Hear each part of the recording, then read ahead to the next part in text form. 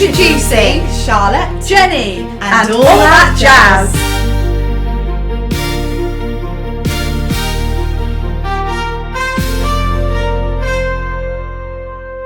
Hello. Hi. How are you? I'm good, thank you. How are you? Very well, thank you. Pleased to be back. Yes. Today we're recording from the stage management office at the Rep. Which is very exciting. We're just constantly out on location these days. We're in a different place every time. I know. Just can't keep us grounded. Stay on the move. They'll never track us down. So what have you been up to? What's been centre stage with me this week? Well, this morning I had breakfast at a lovely cafe, really cool, called Game Guru.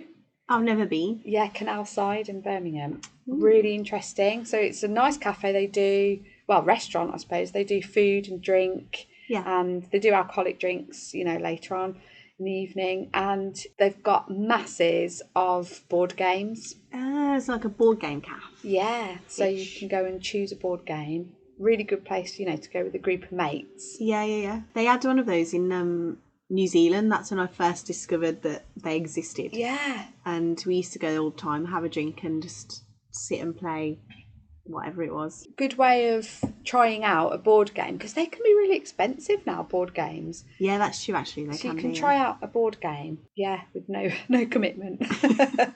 But yeah, and then they have like collectibles and models and things as well. Oh, do they? Yeah, so that sounds really cool. Really interesting place. Where is it? By Canal Side, near Legoland and the Sea Life Centre, around that area. I'll have to give it a go. Test it out. I mean, I was there this morning at about 11 o'clock, so I just sat and had a coffee and a breakfast. Oh, and nice. it was nice and quiet with my laptop, but obviously it gets busier as the day goes on, and I bet Fridays and Saturday nights are good fun in there. Banging. Yeah. Roll that dice. Bumping. Yes, that was interesting. It's nice to go somewhere different, isn't it?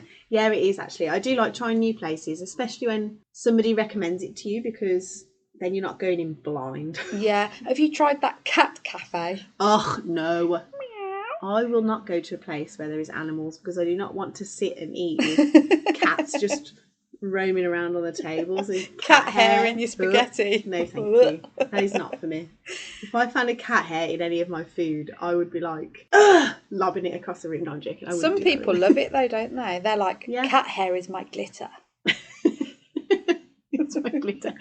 I can see why it's appealing, especially like if you've got kids and you might want to, go to the cafe. You can take your kids, and then the kids can just roam free and play with all the animals and stuff, whilst you're sitting down and having a nice coffee with your friends. Never work with children or animals. Yeah. Those are my now 2 rules in life.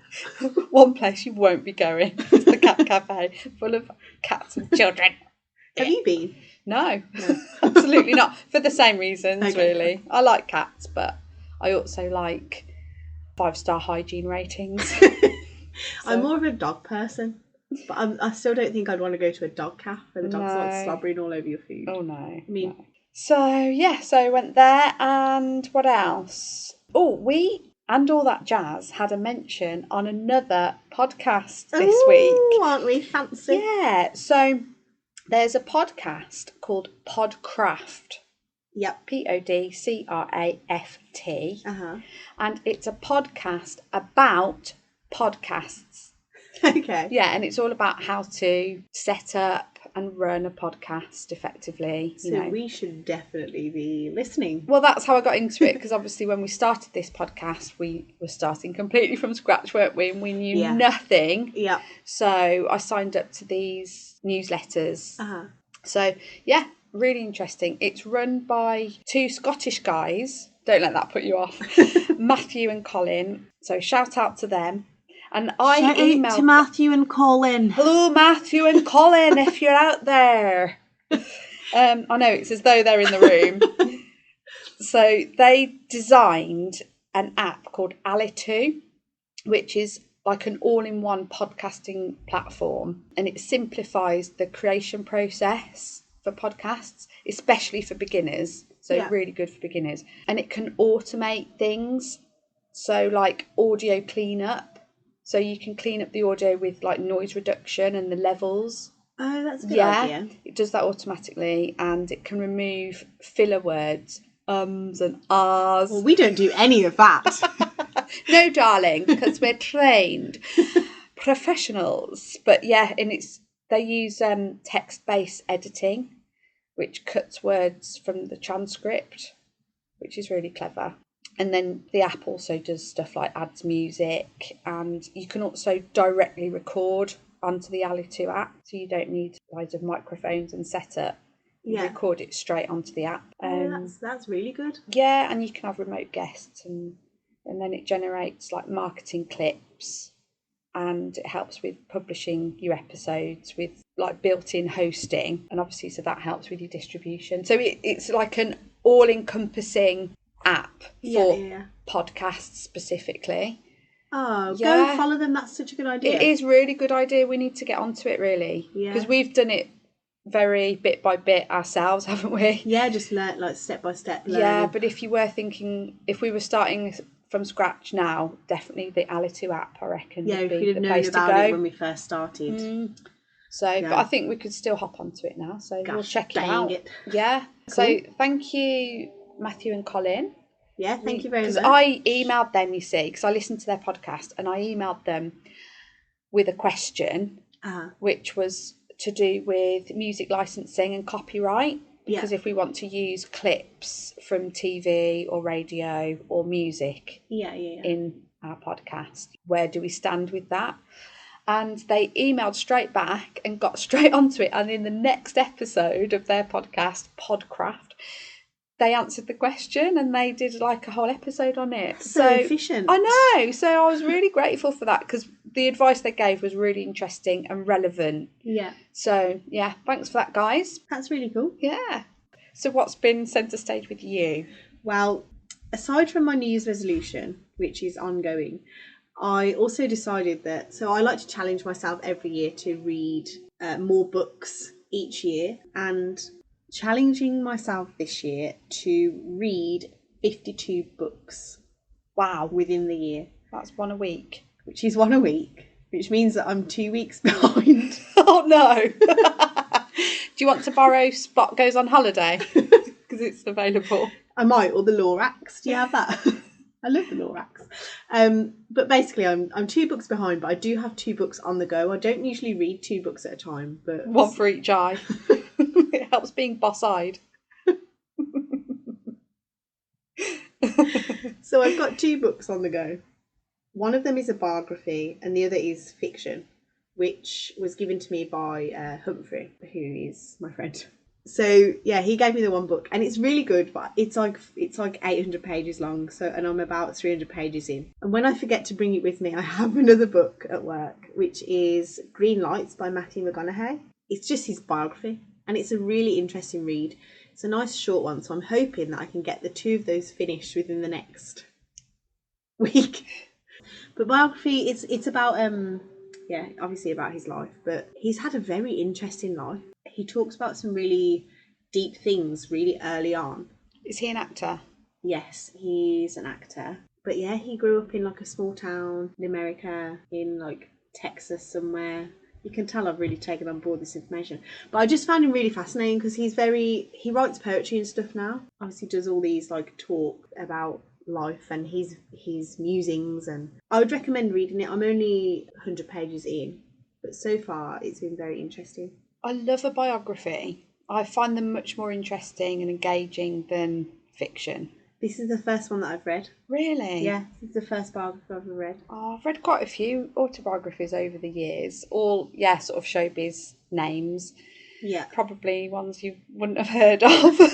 Because I like all the old school showbizy types. Who? Give me an example. Oh, I've read The Two Ronnies. Yeah, I know them. Yeah, oh, there you go. People like Paul Daniels. Mm-hmm. He was a magician.